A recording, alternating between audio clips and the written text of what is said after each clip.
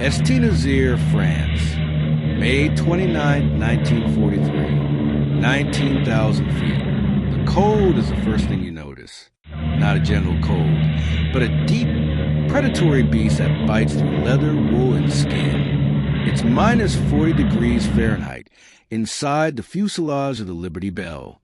Through the rattling plexiglass nose cone, the navigator, Second Lieutenant Frank Sorensen, sees a tapestry of green and brown earth. Below them are the U-boat pens, a concrete cancer on the French coast.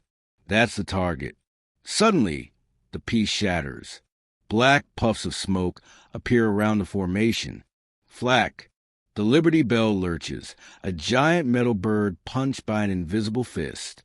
Inside, men are thrown against their stations. Staff Sergeant Miller, a waist gunner, grips the freezing steel of his .50 caliber machine gun. His world now shrunk to a single patch of sky. He's scanning for the telltale glint of a fighter wing. And then he sees it. A Focke-Wulf 190, climbing at an impossible angle for a head-on attack. The world dissolves into chaos. The plexiglass nose cone explodes inward. A hurricane of freezing wind and shrapnel screams through the compartment as the No. 2 engine erupts in a volcano of orange flame. The pilot, Captain Davis, is fighting to keep the dying bomber level as his voice cuts through the noise. Bail out! Bail out! Bail out! There's no decision, only instinct. For Miller, it's a clumsy ballet of unclipping his harness and stumbling toward the escape hatch. He throws himself out into the roaring void. The parachute opens with a violent snap, and then silence. A profound, ringing silence broken only by the wind. Above him, the Liberty Bell cartwheels in a plume of fire. He sees other parachute white blossoms scattered against the sky. 9 of them. One is missing. He descends towards the checkered fields of occupied France. For these airmen, the war as they knew it is over. Let's follow one of them, Staff Sergeant Miller, on his journey into captivity. They are aircrew captured in uniform. Under the 1929 Geneva Convention, they are guaranteed humane treatment. They expect to be held in a Stalag Luft, a camp for airmen where they will be fed, housed, and respected as fellow soldiers. It will be hard, but it will be civilized. As Sergeant Miller's boots touch the soft French soil, he sees German soldiers emerge from the woods, rifles leveled. Miller raises his hand slowly. He is a prisoner of war. He believes he knows what comes next, but he is wrong. He has no idea what is truly possible when the rules of war are just an illusion. This is because Miller's journey and the fate of nearly all Western Allied POWs was an exception, not the rule. His path into captivity is one of cold, efficient bureaucracy. After interrogation at Stalag Luft, he arrives at his permanent home, Stalag Luft III, in Silesia. The wire is high and the guard are ever present, but there are barracks, a library, and Red Cross parcels with coffee and chocolate. The guards are Luftwaffe, not SS, and they view the captured flyers with a kind of grudging professional respect. This is not freedom, but it is survival for American and British prisoners in German hands. The mortality rate will hover around a grim but astonishingly low 4%.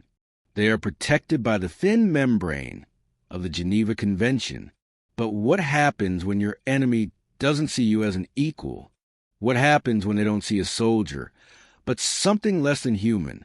2 years earlier, and 1,000 miles to the east, that membrane had already been dissolved by acid. Private Dmitry Volkov of the Red Army doesn't feel the cold. He feels nothing but a hollow emptiness in his stomach and the raw, bloody stumps where his boots used to be. For 6 days he has been marching. He is one of 600,000 men scooped up in the Vyazma encirclement. His capture wasn't a clean surrender. It was a chaotic disintegration of an entire front. The men who captured him were not Luftwaffe. They were hard-faced infantry of the Wehrmacht, their eyes filled not with respect, but with a chilling biological contempt. From the moment of his capture, Dmitri understood he was not a soldier. He was something else. He was a subhuman. There is no train for Dmitri. There is only the march. The columns of prisoners stretch for miles, a river of ghosts shuffling through the autumn mud. There is no food, no water. Men who fall are not helped up. The Geneva Convention is just a piece of paper in a distant, irrelevant city. Here, the only law is the one written in Nazi racial ideology. Their destination is not a stalag. It is a field ringed with barbed wire. No barracks, no kitchens, just 100,000 men standing on frozen ground under an open sky. One evening, Dmitri watches as the guards drag a man from the crowd. He recognizes the leather coat of a commissar. He is not questioned. He is simply forced to his knees, and the back of his head erupts in a spray of red against the gray sky. It is the commissar befell the commissar order, a direct command to execute all captured political officers on the spot. It is not an act of war. It is an act of extermination. Huddled in the darkness, Dmitri looks at the faces around him gaunt, hollowed-out masks of despair. He finally understands. The Germans are not trying to imprison them. They are waiting for the winter to begin. For every 100 Soviet soldiers who entered a German POW camp like this, 57 would never leave. Dmitri has not been captured. He has been sentenced to death. The only unknown is the execution date. For U.S. Army Corporal Joe Johnson of the 31st Infantry, surrender felt less like a decision and more like the final stage of disease. For months, he and 75,000 other American and Filipino soldiers had been rotting in the jungles of Bataan. When the order to capitulate came, it was a mercy. He was a professional soldier. He knew the protocol. He believed his ordeal was over. It was just beginning. The Japanese soldiers who rounded them up were not like the Germans. What Johnson saw in their eyes was pure, unadulterated contempt. It was as if his very act of surrender had made him disgusting. In the culture of Bushido, the warrior code that permeated the Imperial Japanese Army, there was no honor in surrender. These Americans and Filipinos had chosen to live. In the eyes of their captors, they had forfeited their humanity. Japan had never ratified the Geneva Convention. They felt bound by nothing. The march began without orders, without rations, without water. It stretched 65 miles north to Camp O'Donnell. It will become known as the Bataan Death March. The tropical sun was a physical weight. If a prisoner broke from the column to drink from a contaminated wallow, he was shot or bayonet. If a man collapsed, he was left to die. This wasn't military discipline. This was sadism elevated to policy. The sun treatment became a favorite pastime. Officers were slapped and beaten for no reason. The march itself was a crucible of cruelty, but for the men who survived it, an even more terrifying ordeal awaited one that would take place on the open ocean, in floating coffins from which there was no escape. The worst were the hell ships. Johnson would later be crammed into the dark, unventilated hold of an unmarked freighter, destined for a slave labor camp in Japan.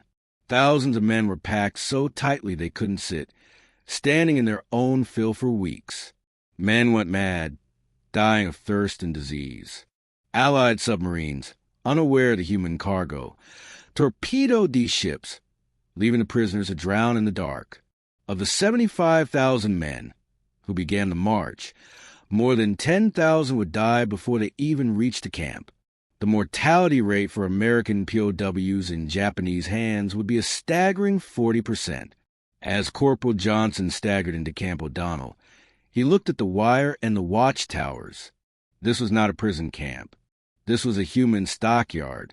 Feldwebel, Sergeant Karl Richter, the German 6th Army, no longer feels a hunger.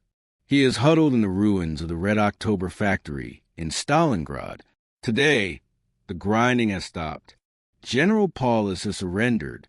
Karl and the 91,000 other German survivors are no longer soldiers. They are prisoners.